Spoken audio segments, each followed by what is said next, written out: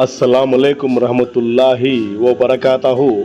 मोअज़्ज़िज़ नाज़रीन, आज की छोटी बात यह है कि माशाअल्लाह वक्त अच्छा हो या बुरा, अल्लाह कभी साथ नहीं छोड़ता। शुक्रिया मेरा चैनल देखने के लिए। आप इसे ज़्यादा से ज़्यादा सब्सक्राइब करें। कुछ अशर आपके सामने पेश करता हूँ, काबिल कबूल हो। हमें बस सब्र आने की देर होती है, अल्लाह पाक इंसाफ करना शुरू कर देता है।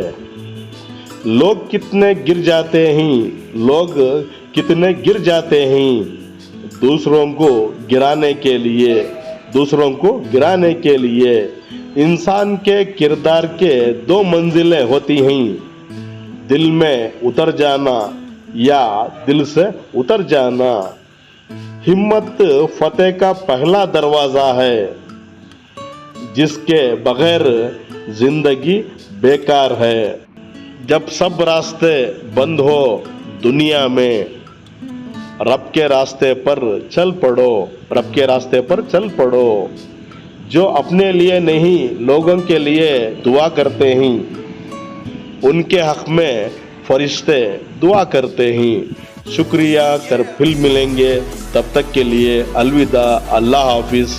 अस्सलामुअलैकुम रहमतुल्लाहि व बरकातहू।